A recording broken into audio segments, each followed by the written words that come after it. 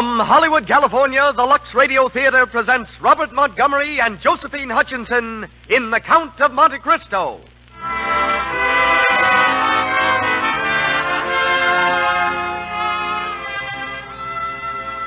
Lux presents Hollywood. Our stars, Robert Montgomery, Josephine Hutchinson, Lewis Stone, Lloyd Nolan, Sidney Blackmer, and Paul Lucas. Our special guest, Mr. Alton Cook, radio editor of the New York World Telegram. The Lux Radio Theater Orchestra is conducted by Louis Silvers. This program comes to you with the good wishes of the makers of Lux Flakes, those mild, pure flakes that leave your hands so soft and lovely. Try Lux for your dishes, and you'll see what I mean. It protects your hands in the dishpan and helps them stay smooth and white, lovely to look at. And it's so inexpensive doing dishes this way. A little goes so far. Lux is thrifty. Now, the producer of the Lux Radio Theater. Ladies and gentlemen, Mr. Cecil B. DeMille.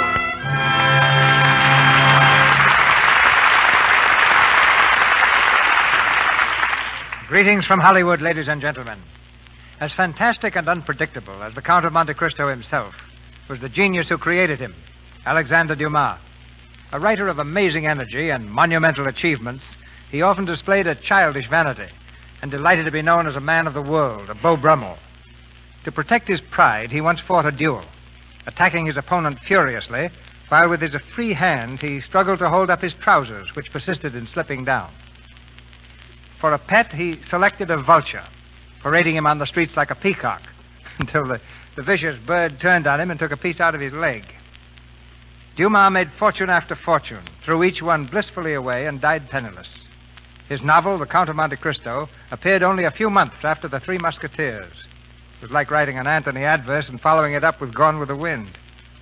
In play form, Monte Cristo ran here and abroad for 39 years. Twice a motion picture, The Count of Monte Cristo comes to you with a star-spangled cast, headed by Robert Montgomery. His ability to assume a wide range of character types makes him one of the screen's most applauded actors, and especially equipped for the title role tonight. From Metro-Goldwyn-Mayer Studio, his latest picture is Fast and Loose. As Mercedes, we welcome back a superb artist in Josephine Hutchinson. Louis Stone, beloved veteran of countless films, is Abbe Faria. And our trio of conspirators is composed of those three experts, Lloyd Nolan as Danglars, Sidney Blackmer as Mondego, and Paul Lucas in the role of de Villefort. And now for the play. The Lux Radio Theater presents Robert Montgomery and Josephine Hutchinson in The Count of Monte Cristo, with Lloyd Nolan, Sidney Blackmer, and Paul Lucas.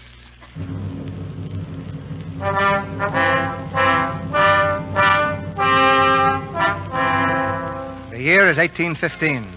Napoleon, overwhelmingly defeated at Leipzig, has been exiled to the island of Elba. But still the figure of the little Corsican looms like a giant specter over all Europe.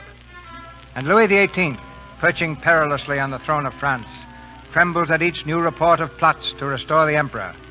Through all the countryside has gone the king's command, death or imprisonment to all who support the cause of Bonaparte. But still the plots go on.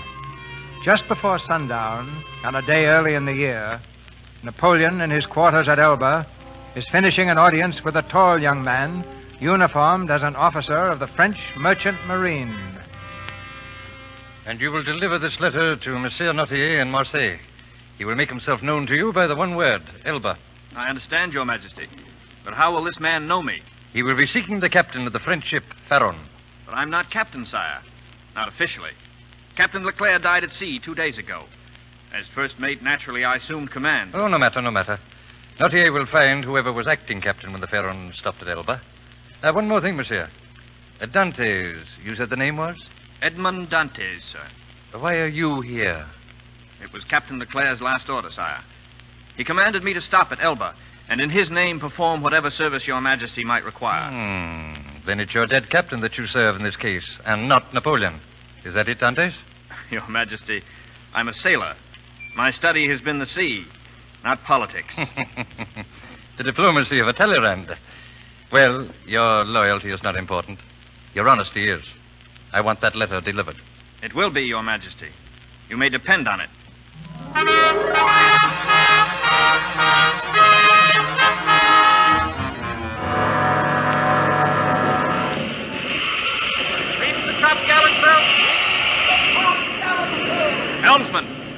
to ride before the gale. Aye, aye, sir. Will we ever see Marseille again, Monsieur Dantes? Oh, don't be a fool, man. The Pharaon loves a storm. I'll be in my cabin if you need me. Aye. Oh, Danglars. Dantes, I've been waiting to see you. Yes? Well, you'll usually find me on the bridge during a gale. I thought it might be better to see you here. I don't like out riding before the wind like this, Dantes. It's too dangerous. Now, if Leclerc had named me captain when he died... But he didn't. I'm in command, and I'll give the orders I think best. Good night, Danglars. Good night. Oh, by the way, here's a letter I found just now on the floor. Oh, thank you. Are you sure you found it, Monsieur Danglars? I'm quite sure.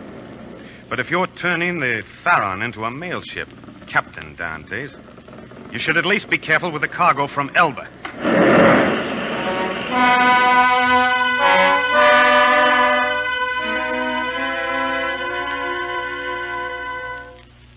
Fernand, what news?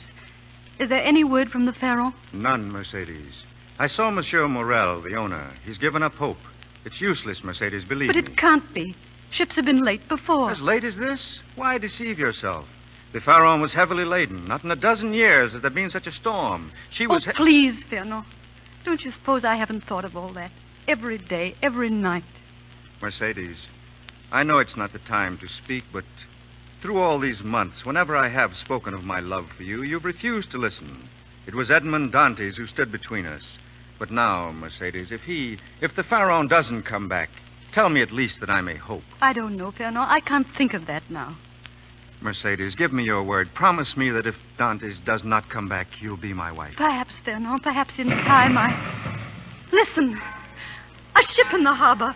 It's the Pharaon and Edmund. It must be. It must be.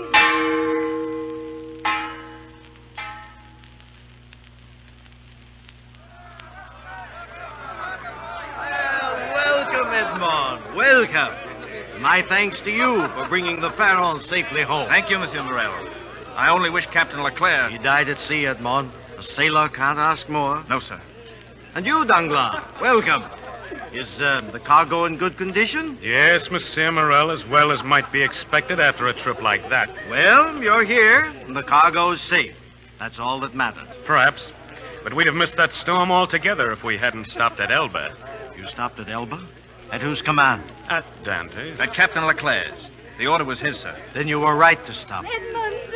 Mercedes. Edmund, my darling.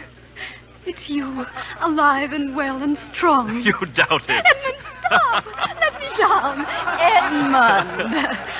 Edmund. Forgive him, Monsieur Morel. The man's a little mad. Well, he's not the only one. Dante, every day for the last 6 months, this girl has pestered me for news when you'd be home. Monsieur Morel. Well, he's here now. His time is yours. Go ahead, Captain Dante. Captain? Captain. From now on, you remain in command of the Pharaon. Monsieur Morel. Now, don't talk to me. Talk to him.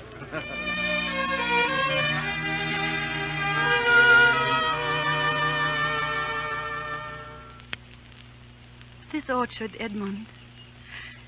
Remember? Remember? I think I came here every day while you were gone. I used to lie under the trees and look up at the sky, wondering where you were and what you were thinking of at the moment.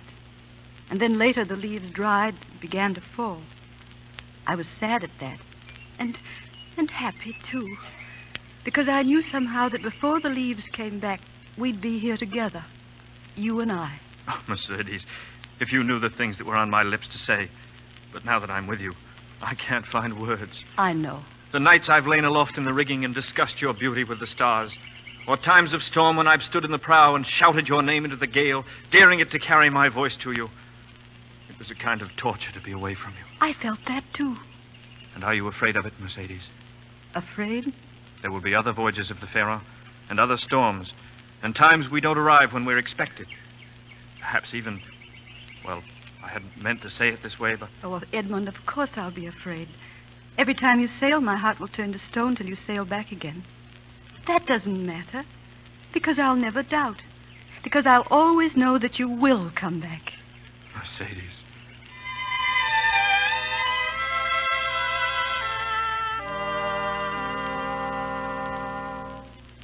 to Monsieur Fernand Mondego.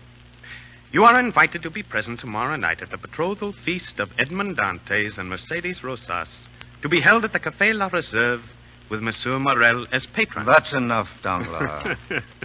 Well, very well, but if you won't read your own invitation, somebody ought to read it for you. You know, you amuse me, Mondego. Now, it's bad enough to be a rejected suitor. It's even worse to look like one. Another drink? No. I was just wondering, who's the king's representative in Marseille now? A man named de Villefort. Why? You know him? I've met him. Ambitious? I suppose so. And loyal to the king? Of course. And I wonder what Monsieur de Villefort would do if two good citizens, say you and I, for example, were to come to him with information concerning a certain young captain, recently arrived in Marseille, who stopped en route at Elba. Elba? What are you talking about? You mean Dantes? Well, that's better, Mondego. Much better. Why, you look positively alive. Is it the wine, Mercedes, or is it you? I've never danced better in my life. I'm hoping that you'll improve when you get rid of your sea legs. Oh, you hear that? Treachery. And from my own betrothed. Captain Dantes. Yes? A gentleman wishes to speak with you outside. Well, invite him in. He said it was private. He asked for the captain of the Pharaon. Oh. Excuse me, Mercedes. I'll be right back. Good evening, my friend. Good evening. You are the captain of the Pharaon? I am. Well, what is it? Elba. Oh. Yes, I've been expecting you. I have the letter with me. Here. Thank you. Good night, monsieur. Good night. You back so soon, Edmond? Monsieur Morel, you remember the letter I mentioned to you from Elba? Oh, delivered? Delivered. I'm glad. You were right to obey Leclerc's orders. But it's good that the letter is out of your hands. Is Edmond Dantes here? Captain Edmond Dantes. I am Edmond Dantes. In the name of the King's magistrate, you are under arrest. Edmond. All right, Mercedes. What is the charge, officer? Suspicion of bearing treasonable information from the usurper, Bonaparte. That charge is absurd. Monsieur de Villefort will decide that. Edmond, I'm afraid. Nonsense. Here. Treasure that kiss. In half an hour, there'll be another to match it. I'm ready, officer. Edmond!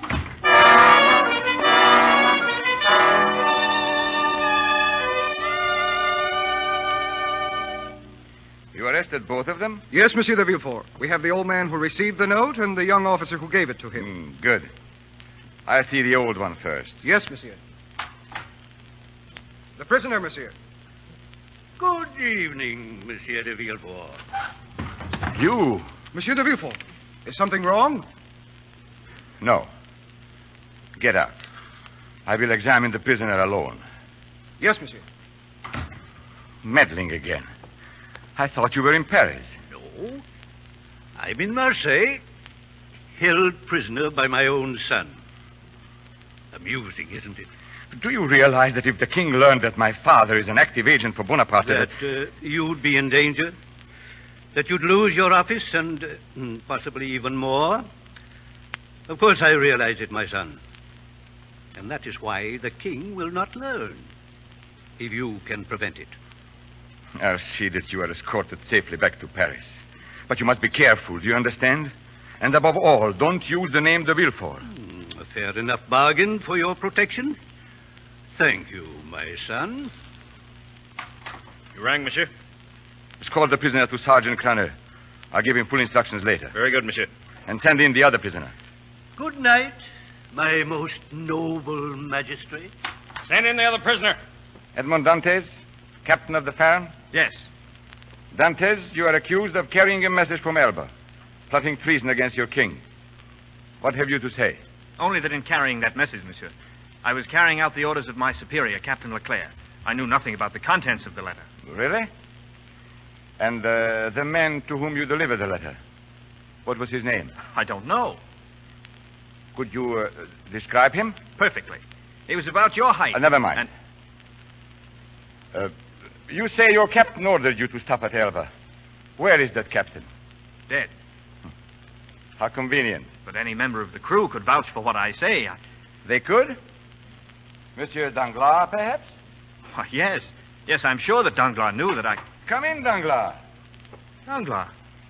Mondego. Danglars, Monsieur Dantes has just told me that in stopping at Elba, he was obeying the orders of Captain Leclerc. Do you confirm that statement? I do not. The order to stop at Elba was given by Dantes himself. Leclerc's last command had been to make directly for Marseille. Danglars, you're mistaken. I have no reason to lie. Nor have I. Monsieur Mondego, have you any reason to believe that Dantes is unjustly accused? Well, Mondego, tell him. The accusation is just. Dantes has long been a Bonapartist.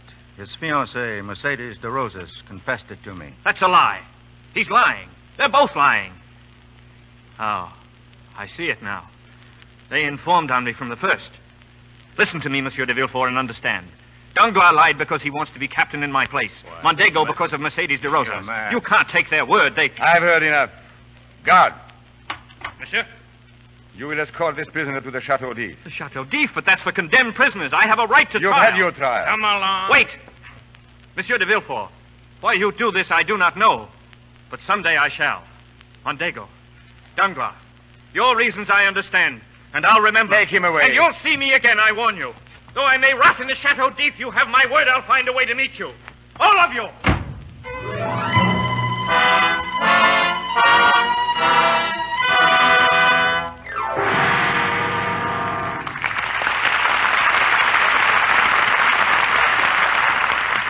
The curtain falls on the first act of The Count of Monte Cristo with Robert Montgomery and Josephine Hutchinson. And in a few moments, we'll go on with Act Two. But first, during our brief intermission, we bring you another scene from the lives of that lovable family, the Brownings. It's late afternoon, and Mother is reading in the living room. The front door bursts open, and in comes 16-year-old Dot, home from a shopping trip. Mother! Oh, Mother, where are you? In here, Dot, in the living room. Oh, Mother, I've just bought Midge's birthday present. It's simply darling. Oh, do let me see it, dear. Look, it's a blue organdy sweater. Isn't it the coziest thing you ever saw? Oh, Dot, why, it's just adorable. But, dear, that isn't organdy. It's Angora. And I do hope Midge will take care of it. Oh, Mother, I'll die if she ever dares to rub it with cake soap.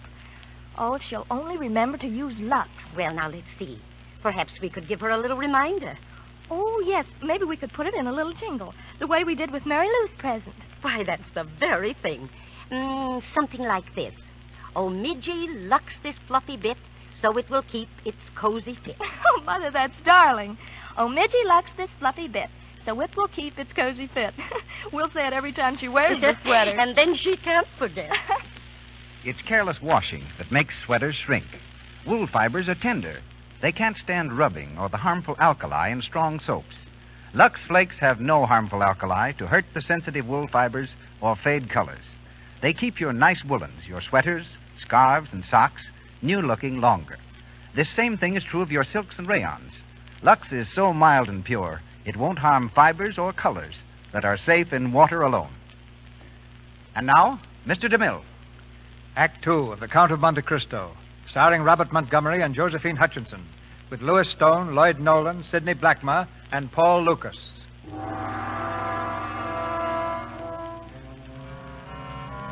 Eight years have passed. 8 years of living death for Edmond Dantes, lying forgotten in a dungeon of the Chateau d'If. Time has made great changes in the man. Fury and hope are gone, and there remains but bitterness and an abyss of despair as all enfolding of the black silence in which he lives. There's one further step to madness, and on the brink of that stands the shadow of the man called Dantes. The dungeon rats are his only companions. He speaks to them, anxious for the sound of his own voice. Listen. Listen, my friends. You hear? The guard is coming. Our dinner. A veritable banquet, my friends. Just put it on the floor, my good man. I'm not hungry, but my friends, the rats, will eat with me. Won't you, Mondego? And Danglars.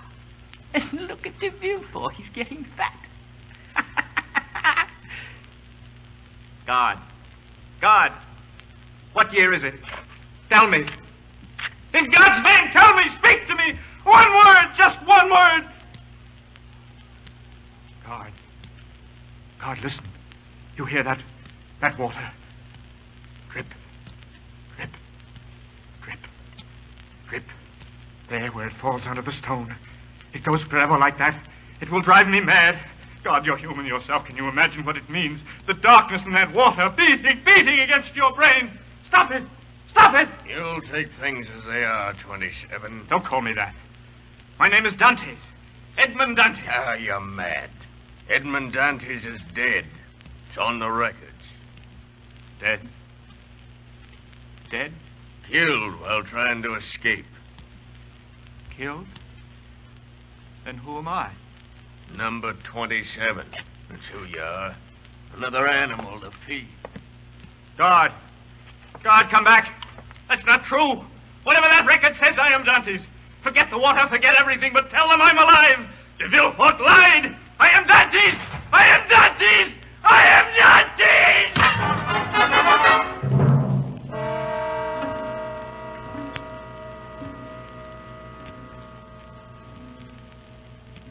Dead.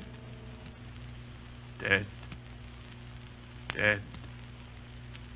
Dead. Dead.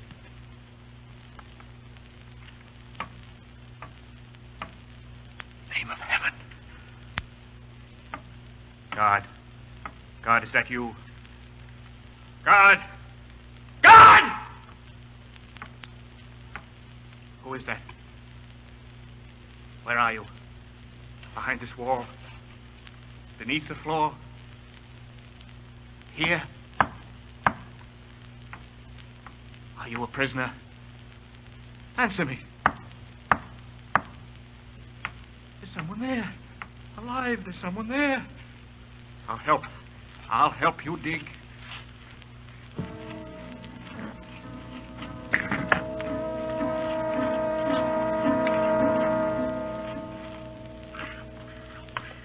Through. It's open. Come out. My hand. Take my hand. Well, why don't you speak? You can speak, can't you? Yes. Yes, I can speak. Another cell. 6 years I burrow through a wall of rock, hoping to reach safety, and my tunnel ends in a cell.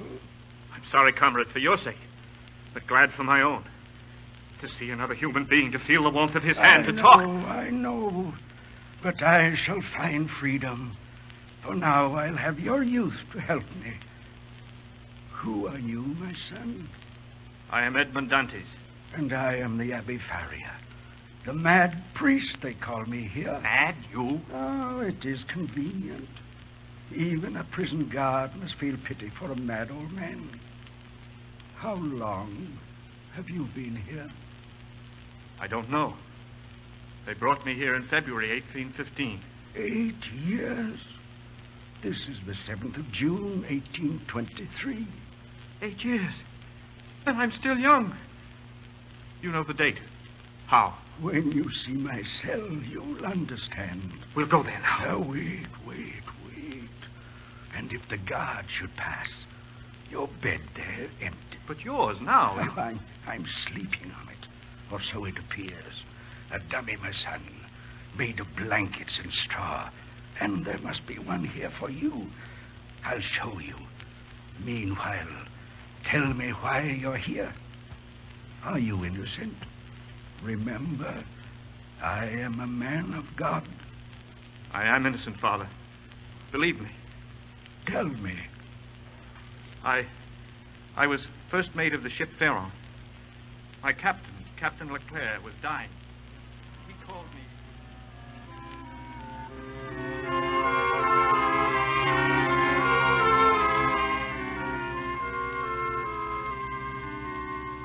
And they brought me here. Since then, save for the guard, I've seen no living soul except yourself. And that is all. But for one thing. I learned from the guard that to the world outside, Edmund Dantes is dead. Naturally, my son. Naturally? You think this man de Villefort would have risked investigation. It was so simple for him to certify he was dead. But it is better so. That certificate may serve you well when you're free. Free? Abbe Faria, there is hope of escape. I'm sure of it. One of two routes from my cell is certain to lead to the outer wall. This one was wrong. The other cannot be. Freedom. To know at last my revenge. To stand before de Villefort, Danglars, Mondego. Stop, Dante. Stop. You fool. You miserable animal. Groveling here in darkness, nursing your revenge. If you could see yourself chained, not just in body, but in mind and soul. What do you mean? Come to my cell. I'll show you.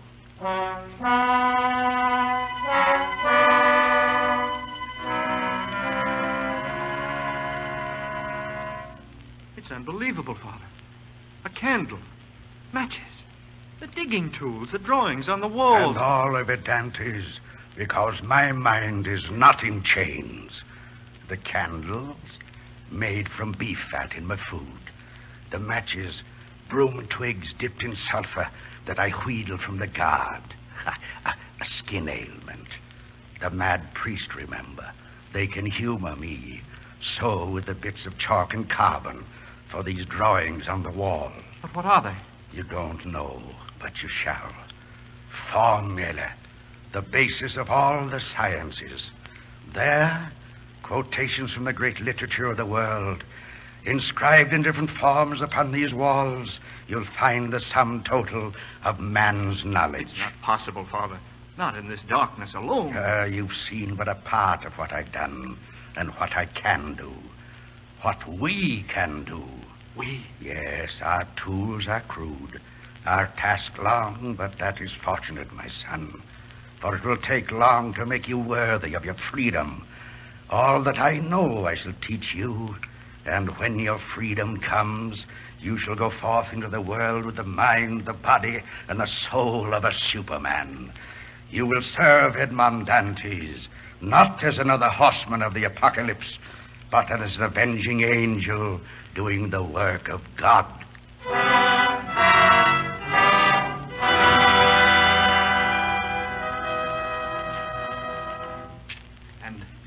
And if your lunar observations are correct, 2 months from tonight will be the highest tide of the year. The water will seep through the crevice and unloosen the rocks. Our tunnel will be through. 11 years of digging.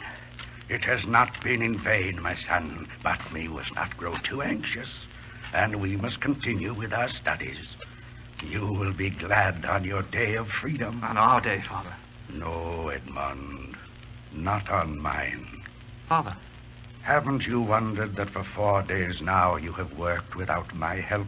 But what of it? A temporary stiffness in your arm? Not temporary. My arm is paralyzed. Paralyzed? A stroke. It happened 4 nights ago.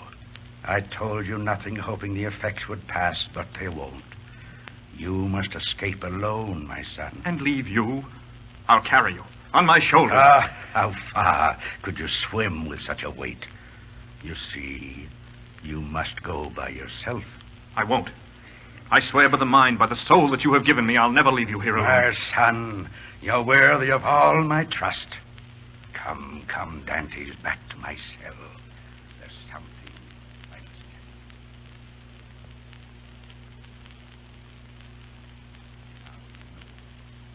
tell you. Millions, Edmond. Unnumbered millions. The whole of the Spada fortune. Mine. The Spada fortune? I've heard of that, but it's been lost for centuries. Yes, except to me. I know where it's to be found. I was the secretary to the last of the Spada family. At his death, I became his heir. And after his death, among the manuscripts of the Spada library, I found a scroll. The key to the lost treasure. And where is it? On the island of Monte Cristo. Monte Cristo? I know it well. There's nothing there, nothing but rocks. There is a fortune there, Edmond.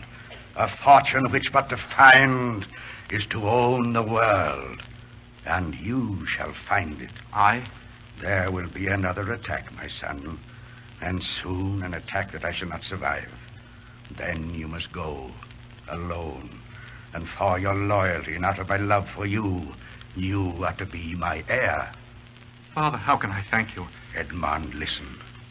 The key to the treasure, you must learn it well. I have destroyed the scroll, but engraved its contents on my brain. So it must be on yours.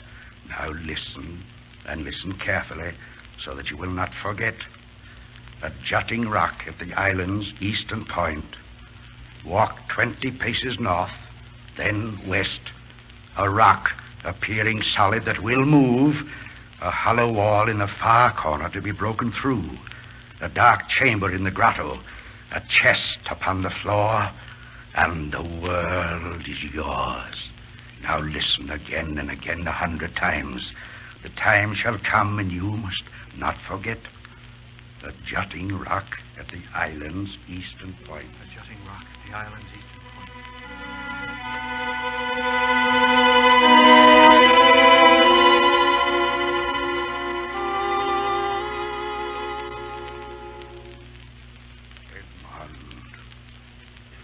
Edmond. Father. Edmond. Quick. Father Thaddeus. Ah, here at last. I had to keep alive. Let me help you. No, it is over. Last night the stroke I knew would come. And now, my son, listen. Your way of escape. I see it now. It doesn't matter now, Father. Hear me, Edmond. The cemetery of the Chateau d'If is the sea, Edmond. And so, when I die, you must scream as though it were myself. They'll come and find me dead and shroud me in a sack. Then, at sundown, they will return to throw my body from the prison wall. But you must take my place inside that sack. Do you hear? You in the sack. It will be you that they throw from the wall into the sea. Freedom, Edmond. Father, I won't. Do as I say, my son. Take my place inside the sack. And remember, I've given you all knowledge, fortune. You must be an angel of justice. Oh, Edmond, this means freedom for us both. It is so beautiful. Father. Father. My only friend.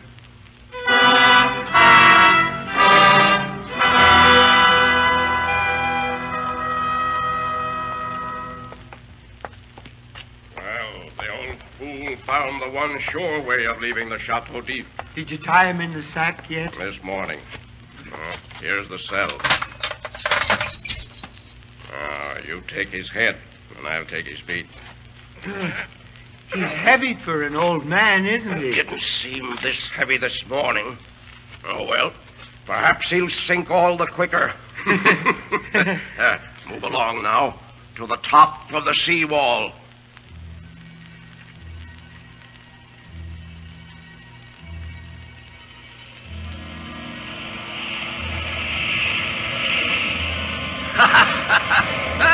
Nice night for a swim, ain't it? Come on, swing him out. Ready? Yes. May God have mercy on his soul. Now, 1, 2, 3.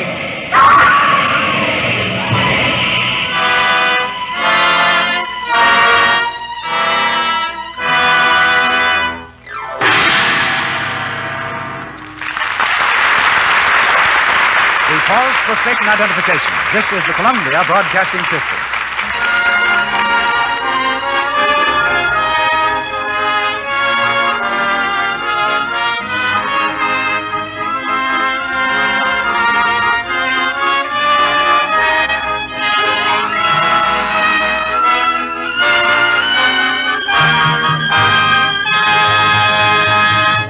You have just heard Act Two of The Count of Monte Cristo with Robert Montgomery and Josephine Hutchinson. Before Mr. DeMille introduces our invited guest, let me remind you that more than 1,000 department stores throughout the country advise their customers to use Lux Flakes. Give your dresses, blouses, sweaters, underthings, and stockings regular Lux care. and you'll be amazed how long they keep that fresh-from-the-bandbox look that makes them so smart. Just remember this. Lux is safe for anything that's safe in water alone. And here's another hint. A little goes so far. Lux is thrifty, especially when you buy the large-size box. And now, Mr. DeMille. For the enjoyment radio brings us, we're indebted not only to the sponsors who provide us with our talent, but to the hundreds of radio editors whose criticism and suggestions have aided immeasurably in advancing this medium of entertainment. Among them, tonight's guest, Mr. Alton Cook, is a dominant figure. Conducting a daily column in the New York World Telegram, Mr. Cook each year tabulates a continent-wide poll to determine the outstanding programs of the past 12 months. He reports tonight on this poll of radio editors in the United States and Canada. Speaking from New York City, Mr. Alton Cook. A little less than 5 years ago, a cast of good actors with Miriam Hopkins and John Bowles as their stars gathered in a radio studio and sent a play called Seventh Heaven through loudspeakers all over this continent. From this window at my elbow in New York, I can't lean out to ask, do you remember that day, Mr. DeMille? I'm sure you remember it as well as I do. That was the start of your radio theater. Before that year was out, the New York World Telegram gathered the votes of radio editors in the United States and Canada. The weekly programs of your new radio theater were voted the best dramas of 1934. The casts of that first year began like a who's who of Broadway and Hollywood. The plays, a survey of the most heartwarming and mirth-stirring writing of our time, gathered from stage and screen. The pace you have set has been a hard one to keep, I'm sure. But each year, we radio editors have assured you that your pace has not slackened. The 1939 World Telegram poll of radio editors has just ended. The verdict is the same. Your radio theater has been far ahead through all the 5 years since that day it began. Along with all the other radio editors of the United States and Canada, our congratulations to you and to your sponsor. Along with the honor of this award, Mr. Cook, we recognize our responsibilities for the future. Now here in Hollywood, we're ready to bring you Act 3 of The Count of Monte Cristo with Robert Montgomery and Josephine Hutchinson and our all-star cast. Months have passed since Edmond Dantes was thrown from the walls of the Chateau d'If. Picked up by a passing sloop, he at last found his way to the island of Monte Cristo, to the dark chamber in the grotto. And there, as the abbé had told him, lay the glittering Spada fortune. Gold, diamonds, pearls, rubies, unnumbered millions. The world is mine. Now, years later, all Europe whispers strange tales of a strange man, a fabulously wealthy nobleman, the Count of Monte Cristo. To his palatial villa in Rome, the Count of Monte Cristo has summoned Jacopo, his private agent. Your name is a kind of magic in these days, Excellency. Everywhere they speak of you. Who is he? Where did he come from? Why, if you would care to hear... I wouldn't. Forgive me, Your Excellency. Jacopo, I selected you for this task not alone because you are the best agent in all Europe, but also because you're supposed to know when not to talk. Yes, Your Excellency. Now, I have returned to Rome to learn what progress you have made. Your investigations are complete? Complete, Your Excellency. 3 books. Hundreds of entries in each. This is the record of the man de Villefort, this of Danglars, and this Mondego. Every movement each has made since February 1815. You've done well, Jacopo. It was not always easy. These 3 are, shall I say, clever men. De Villefort now holds the position of King's attorney. Much evidence of dishonesty in office. De Villefort, King's attorney. The others? Danglars, now known as the Baron Danglars, is one of the 4 leading bankers of France. Conspiracy with de Villefort to defeat public interest. With de Villefort? Then the 2 are friends. All 3 are friends. De Villefort, Danglars, Mondego. Ever since Marseille, they've worked together. And before. Go on. What of Mondego? Ferdinand de Mondego, now Count de Mondego. In 1815, soldier in provincial army of France. 2 years later, in 1817, married... Married to Mercedes de Rosas of Marseille. You've read this, Excellency. No, my friend. But I've done some investigating of my own. Go on. Through questionable activity, Mondego rose quickly in the army. Served as aide to Ali Pasha of Albania against the Turks. Has one child, a son, 19, Albert de Mondego. Lieutenant... Wait. A son? Yes, Excellency, and here in Rome. Fortunate. We must find a way to be of service to this son of Mondego's. Arrange it, Jacopo. At once, Your Excellency. Perhaps if he is grateful enough, he may invite us to Paris. To his home. Perhaps. Yes. Yes, the time has come for the Count of Monte Cristo to open the gates of Paris. And Albert de Mondego shall be the key. Oh, one thing more, Jacopo. You recall I also asked you to trace a certain young French sailor. His name was Edmond Dantes. Have you done so? I have. The report is also there. And here is the record of his death in the Chateau d'If, signed by de Villefort. Give it to me. The time will come when I shall need absolute proof as to the death or life of Edmond Dantes.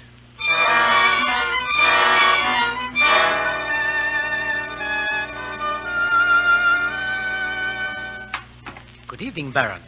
Good evening. Is the Count Mondego at home? Why, yes, monsieur. He's right here. Oh, Danglars, come in, come in. Well, Fernand, why this sudden call here? You know that de Villefort expects us within an hour. De Villefort is stopping here later. Anyway, there may be more important things to be considered, my dear Danglars. What do you mean? We have helped each other on business matters before, haven't we? And we always managed to agree on terms? Yes. Get to the point. Suppose through me your banking house gained a client, Danglars. The richest client in all Europe. The Count of Monte Cristo. What? He's here now. In there with my son Albert. Just arrived in Paris and anxious to be introduced. Well, do we understand each other, Danglars? Perfectly. Oh, here he is. Father, may I present the Count of Monte Cristo? Charmed, monsieur. Albert has told me of your kindness to him, how you saved him from the hands of bandits. Any kindness I have shown your son, monsieur, is more than repaid by this introduction to his father. And now, Count, may I present the Baron Danglars? A great honor. Your Excellency, the honor is mine. You're in Paris on business, I presume. Yes, but my business is a pleasure. Will you be here long? Only until my business is completed.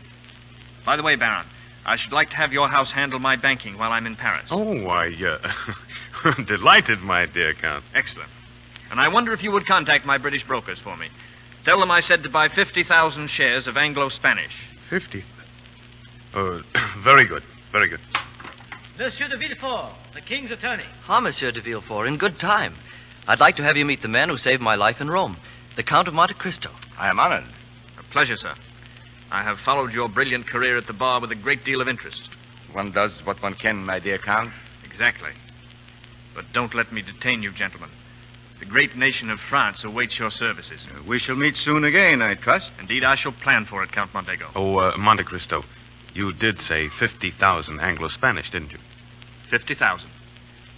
Good day, gentlemen. And now the most important introduction of all, my mother. Oh, she's in the garden. Somehow I didn't want her to meet you with the others. I see. Oh, here she is and waiting for us. Mother, I bring him to you at last.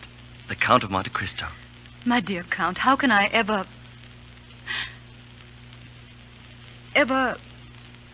thank you for saving my son's life? It was nothing. I am more than repaid by the honor of meeting you, Madame de Mondego. Two things are rare among the women of our day. Great beauty and fidelity. Here I find both. You hear, Mother? I told you you'd never meet anyone like him. And now, if you'll excuse me. Oh, I almost forgot. I am planning on a ball to open my new estates near Fontainebleau, and I should like my guest of honor to be the father of my first Parisian friend. Your father, Albert. Do you think he'd mind? Mind? He'd be delighted. I thought it would be particularly apropos to combine it with an Albanian pageant and a series of tableaux showing the court of Ali Pasha, where your father gained such fame and honor. But that would be wonderful. And you, Madame? The plan has your approval? I could only say that in paying any honor to my husband, Your Excellency is more than generous.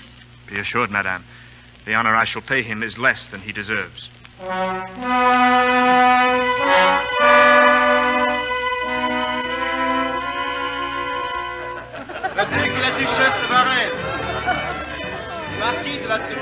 Your Excellency. Yes? The Princess Haydée of Albania, monsieur, in the library. She wishes to see you at once. Very well. Excuse me, Albert. Princess, I am here, my lord. you are prepared? I am. You are sure you understand? The third tableau, the one which shows Mondego supposedly defending your father from the Turks? It is then I speak. Then. You are not afraid? No, my lord. I shall be telling the truth. My father was murdered by the Count de Mondego. My mother and I were sold into slavery at his command. I shall tell them, everyone, that the Count de Mondego is not the hero they think him to be. That he betrayed my country and betrayed France. Exactly. Now come with me.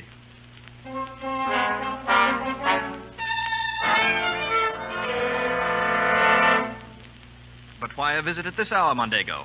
I regret the affair, of course. The girl was obviously demented. But I apologize to my guests and... And what of this? The morning paper, Albanian princess exposes the Count de Mondego. Astounding. The evidence. You gave it to them. You knew. And if I did, Mondego, what then? I'll kill you. Put down that gun. You won't shoot me, for you're afraid. Not even knowing who I am, you fear me. But when you know... Stop. Stay away from me. Put down that gun. Who are you? Go back, Mondego. Go back to when you thought life was cheap. Go back to when you could kill a man with lies. Go back, Mondego, to Marseille, the Chateau d'If. Dantes! Edmond Dantes! Dantes. You may go now, my friend, and take your gun with you. Perhaps you do have courage of a sort. Goodbye, Count Mondego.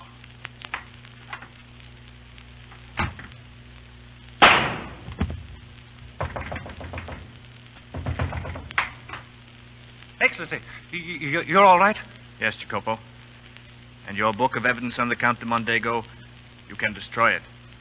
The last chapter has been written. And now, Danglars.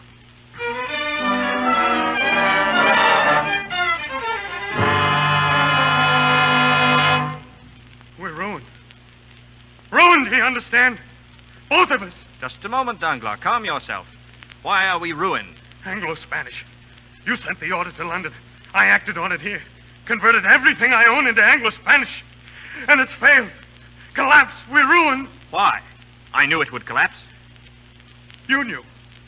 But you've been buying. Your message to Thompson in French in London. The message was in code. Though it said to buy, it really meant to sell. You see, Thompson in French is owned by a man named Edmond Dantes. By who? Monte Cristo. But you said... Edmond Dantes. Monte Cristo. They are the same, Danglars. No. No. The same. Look at me. Look at my eyes. Look, Danglars. Dantes. No. No. No!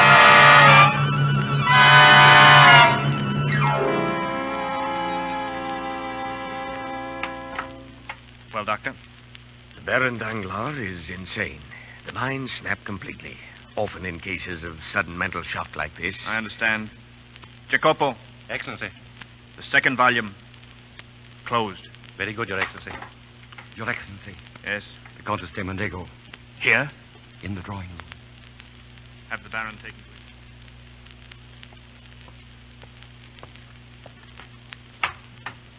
Madame. Your Excellency. I regret that you come at such an unfortunate time. The Baron Danglars has just been taken ill. Fernand, and now Danglars. Your Excellency, I've come here about my son. Albert? He feels that you're responsible for his father's death. Tomorrow he's sending his seconds to you. A duel. But you can't kill him. You can't kill my boy. Madame, this duel was not of my planning. But you made it inevitable. What other course is left for him? Please, please, I beg of you. Haven't you had your vengeance, Edmond? You knew. The first When? day Albert brought you to me. Edmond, I can't blame you for your bitterness. But try to understand. I did wait. And then one day we went to the Chateau d'If. And they showed me there the record you had died. And then? Then nothing mattered. I married Fernand. Our life was a nightmare, Edmond. Except for Albert. He's all I have. He's all I've ever had. Save you. The you that was 1,000 years ago. Please save him for me, Edmond. I shall. You need have no fear. There will be no duel. Edmond Dantes, alias the Count of Monte Cristo? Yes? You are under arrest by order of the King's Attorney, Monsieur de Villefort. De Villefort? Volume 3.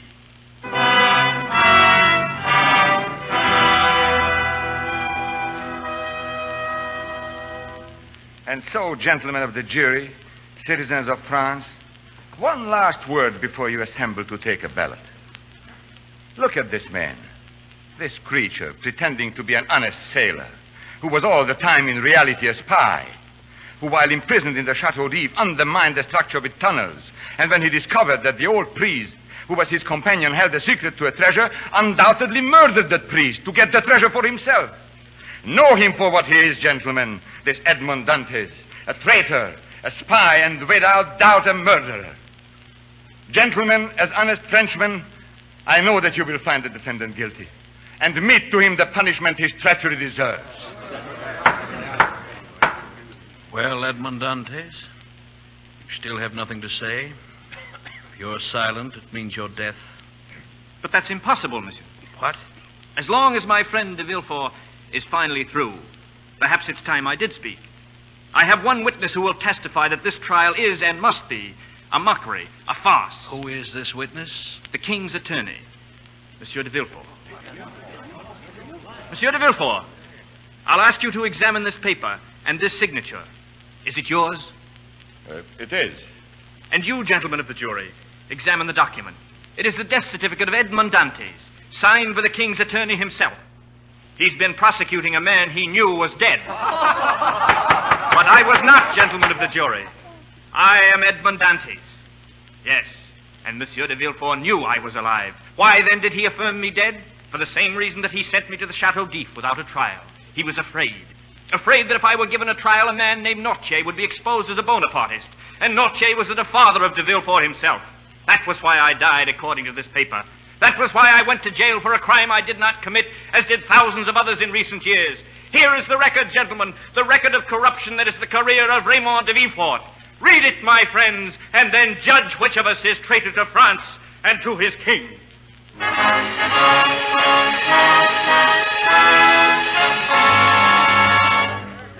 All hands aloft.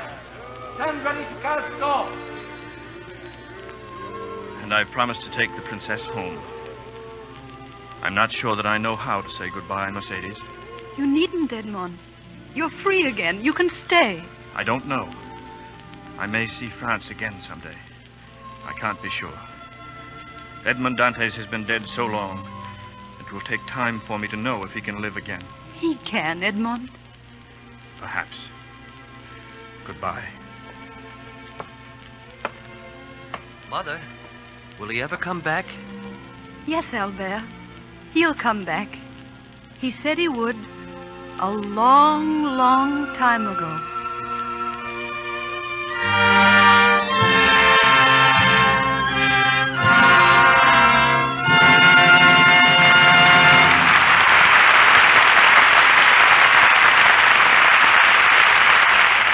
So ends tonight's presentation of The Count of Monte Cristo with Robert Montgomery and Josephine Hutchinson.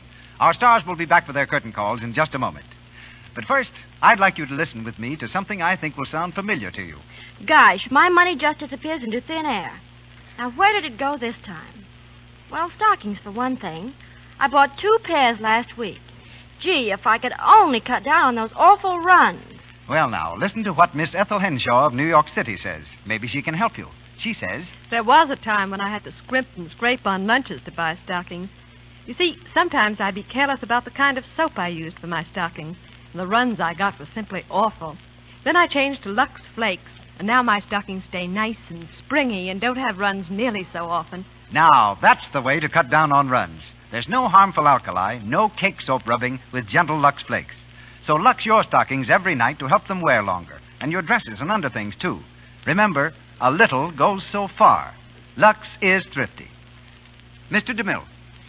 There's a question that arises every time the Count of Monte Cristo is produced. Was there ever in real life such a man as Edmond Dantes? Perhaps our stars can answer that for us now, Mr. Montgomery and Miss Hutchinson. I think it's quite apparent that he did live, Mr. DeMille, because the shadow deep still stands. And I know that the attendants will show any visitor the exact cell that Dante's occupied. I hate to argue with a lady, Josephine, but Dante's was pure fiction. One of the few characters that Dumas wrote about without some basis in fact. I don't know whether the attendants point out his cell just to impress gullible Americans, or if the story was written so convincingly it has made people believe it was true. Well, not being certain, let's skip it. But don't tell me there's no such place as Monte Cristo. There is such an island, yes. It lies in the Mediterranean near Elba. Can you confirm that, Mr. DeMille? Oh, I don't know what the island's like today, Bob. But when Dumas saw Monte Cristo, it was inhabited only by wild goats. He rowed a boat around the island, but never set foot on it. Yet he couldn't forget its name, nor its air of mystery. Out of that brief visit came the idea for the book. Leaving Dumas to sleep in well-earned peace. What about you, Bob, and this talk I hear of a play in New York? Well, that's all it is at the moment, Josephine. Just talk.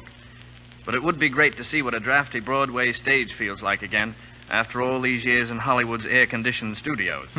What a chilblains compared with the chance to do A Night Must Fall behind footlights. Oh, give me a play like that and I'll risk pneumonia gladly. Meanwhile, it's very satisfying, Mr. DeMille, to appear in your Lux Radio Theater. It's very close to that Broadway stage I've been talking about. My thanks, Many thanks. too, Mr. DeMille, as a grateful performer and an admiring fan. Good night. Your performances would have delighted Dumas himself. Good night. Mr. DeMille, in just a moment, tells of our plans for your entertainment next Monday. Lloyd Nolan, a Paramount star, appears next in St. Louis Blues. Louis Stone is from Metro-Goldwyn-Mayer Studio. His new film is The Hardys Ride High. Louis Silvers appeared through the courtesy of 20th Century Fox Studio, where he directed music for Tailspin. Paul Lucas is seen next in the Hal Roach picture Captain Fury, and Sidney Blackmer in MGM's Fast and Loose.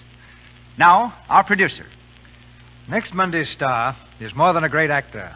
He's a gentleman whom Hollywood likes and admires, as much as the millions who saw him on the stage and currently applaud him on the screen. Mr. Lionel Barrymore. As for the play, it's one that David Belasco and I worked out together. The Return of Peter Grimm. Mr. Barrymore will be heard in the title role, which he played so effectively on the screen, and co-starred Edward Arnold, Maureen O'Sullivan, and Peter Holden. This week marks the 29th anniversary of the Boy Scouts of America. In the past 29 years, nearly 8.5 million boys and men have pledged themselves to keep alive the high ideals of American reverence, tolerance, and loyalty. Today, as never before in our history, we stand in need of the splendid spirit typified by this great organization. So we salute the Boy Scouts of America.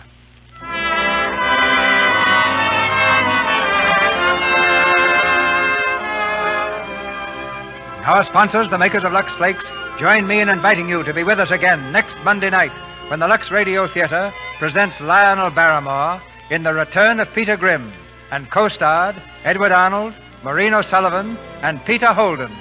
This is Cecil B. DeMille saying good night to you from Hollywood. The cast of tonight's play included Walter Byron as Jacopo, Barry Drew as Albert de Mondego, Victor Rodman as Monsieur Morel.